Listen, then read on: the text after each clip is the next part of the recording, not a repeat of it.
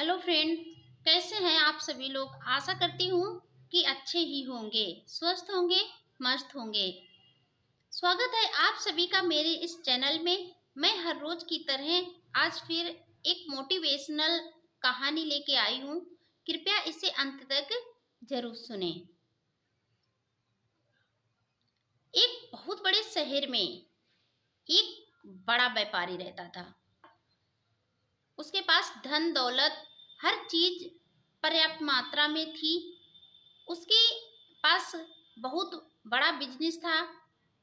बहुत ही दूर दूर तक उसका व्यापार फैला हुआ था।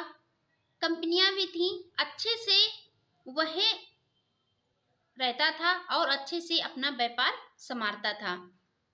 घर में भी उसे के किसी बात की कोई कमी नहीं थी। बेटे थे, लड़की थी, भरा हुआ परिवार था। लेकिन वह व्यापारी किसी बात से दुखी नहीं था। लेकिन जितनी ही उसके पास सुख सुविधाएं थीं, जितना ही उसके पास पर्याप्त धन था, उतनी ही उसके दिमाग में अशांति का वास था। वह हर समय बेचैन रहता था। किसी भी पल उसे शांति सुकून महसूस नहीं होता था। इस कारण वह व्यापारी बहुत ही चिंतित और बहुत ही दुखी रहता था। हर समय चिड़चिड़ापन उसके पास में था।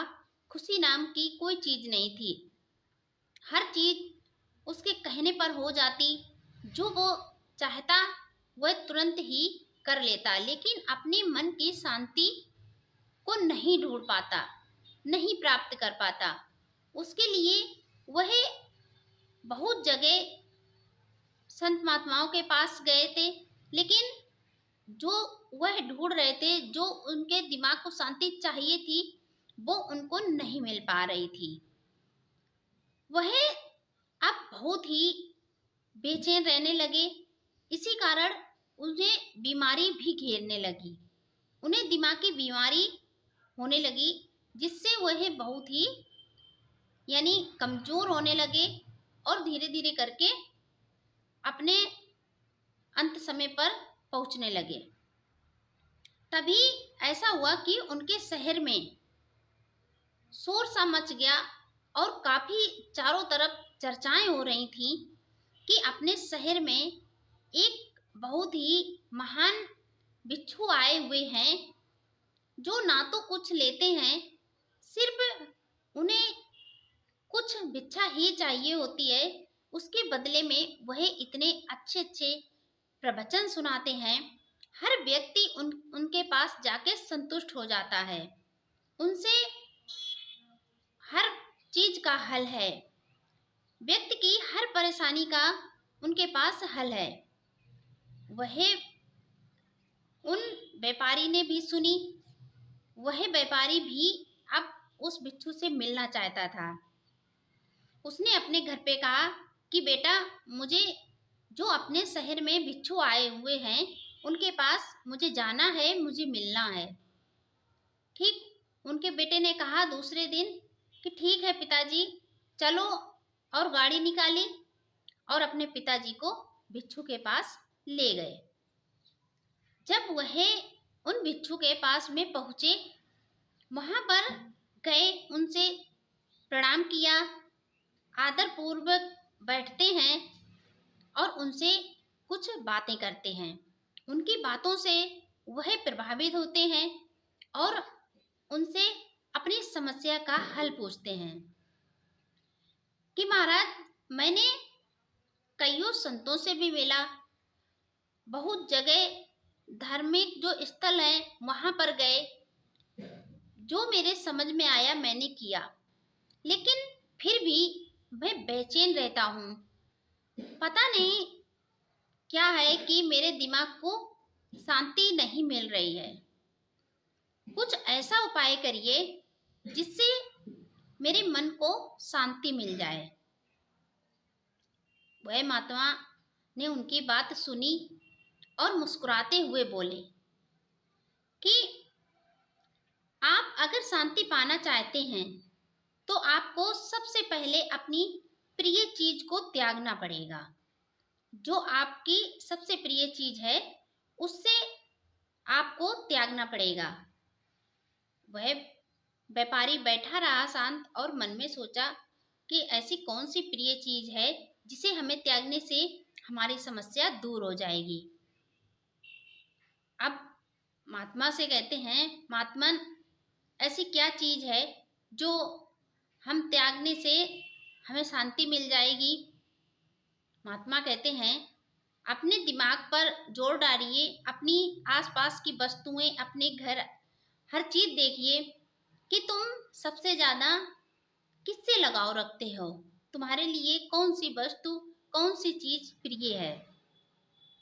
कुछ देर तो वह व्यापारी शांत रहता है, फिर उसका दिमाग जाता है कि मुझे तो सबसे प्रिय मेरा धन है, मेरा व्यापार है, जिसे मैं संभालता हूँ और उसी से मेरा हर पल उसी में दिमाग लगा रहता है। यानी धन को बढ़ाने में और धन को बचाने में, उसी में मेरा ज़्यादातर समय लगता है और उसी की मुझे चिंता ज़्यादा सताती रहती है। वह बिच्छू से कहते हैं कि प्रभु अब इससे क्या करें, कैसे इससे हम बचें, या इसकी चिंताएं मुझे कैसे कम हो सकती हैं। कोई अपना धन फेंक तो नहीं देता है, ना तो हम इसे छोड़कर कहीं जा सकते हैं, ना तो हम इसे लेने से मना कर सकते हैं, क्योंकि मेरा व्यापार इतना फैला हुआ है, हमारे पास एक पल भी मुझे नहीं मिलता।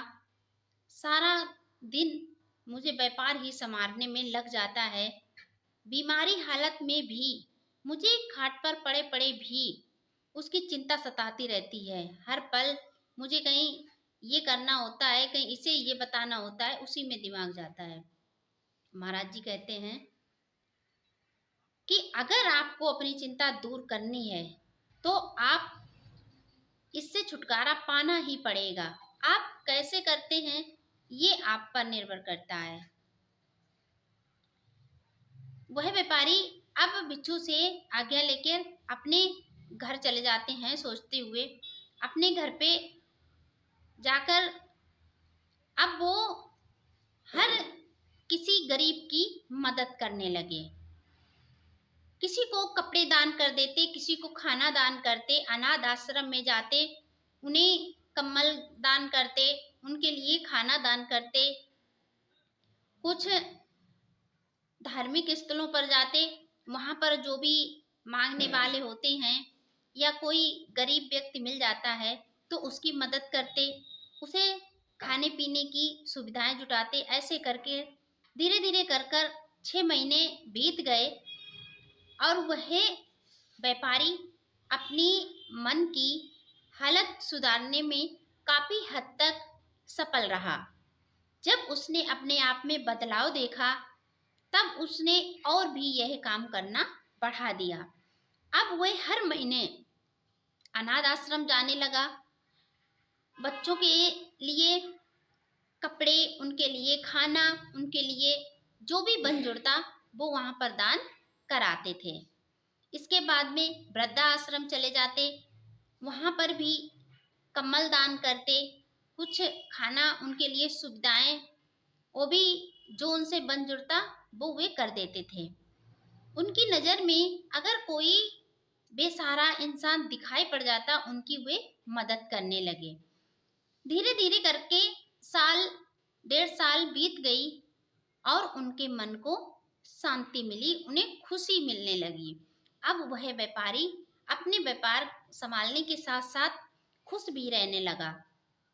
घर वाले महसूस कर रहे थे कि उस व्यापारी की जो हालत थी उसमें काफी सुधार आ चुका था। अब वह स्वस्थ थे, घूमते थे और पहले जैसे खुश रहने लगे, अच्छे रहने लगे। उनके घर वाले भी उन्हें स्वस्थ देखकर खुश थे और फिर उनका मन हुआ कि वे दोबारा उन बिच्छू से मिलें। उसने अपने बेटे से कहा कि बेटा मुझे फिर बिच्छू से मिलना है, मुझे उन बिच्छू के आश्रम जाना है। वह व्यापारी अपने बेटे के साथ उन बिच्छू के आश्रम जाता है और उनसे कुछ मिलता है, ज्ञान की बातें करता है और उनसे मिलकर बहुत ही खुश होता है। वहाँ बैठकर समय बिताता है।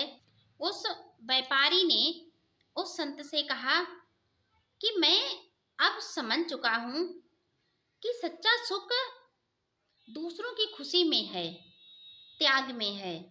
जब मैंने कुछ त्याग किया तो मेरे मन को शांति मिली। अब मैं अपने मन की शांति महसूस करता हूँ। अब मैं पहले जैसा बन गया हूँ। जब मेरे व्यापार नहीं था तब मुझे बहुत ही शांति थी। व्यापार जितना फैलता गया उससे मुझे बहुत सुविधाएं तो मिली, लेकिन मेरे मन की शांति जा चुकी थी। लेकिन अब मैं जब से दूसरों की मदद करना शुरू की है, जब से मैंने कुछ दान करना शुरू किया है, तब से मैं बिल्कुल स्वस्थ हो चुका हूँ। मेरे मन को बहुत शांति मिली है। मुझे अब यह अनुभव हो गया है कि सबसे ज़्यादा सबसे बड़ी खुशी दूसरों को खुश रखने में है, दूसरों की मदद करने में है। जब मैंने अपने स्वार्थ को त्यागा, दूसरों की मदद की, तब मेरे जीवन में शांति और संतोष आया। उस संत ने मुस्कुराते हुए कहा, सच्चा सुख और शांति पाने के लिए त्याग और सेवा का मार्ग अपनाना पड़ता है। और उस संत ने कहा, धन का उपयोग दूसरों की भलाई में करो, तभी तुम्हें सच्चा सुख और शांति का अनुभव प्राप्त होगा। तभी तुम्हें इसका असली मूल्य समझ में आएगा। इस कहानी से हमें यह शिक्षा मिलती है कि सच्चा सुख भौतिक चीजों में नहीं, दूसरों की सेवा और भलाई करने में है। अपने स्वार्थ से ऊपर उठकर जब हम दूसरों के लिए जीते हैं, तभी जीवन का हमें असली आनंद प्राप्त होता है। यह कहानी कैसी लगी कमेंट में जरूर बताएं। कहानी लाइक करें और चैनल को सब्सक्राइब करें। कहानी अंत तक सुनने के लिए आपका बहुत बहुत धन्यवाद।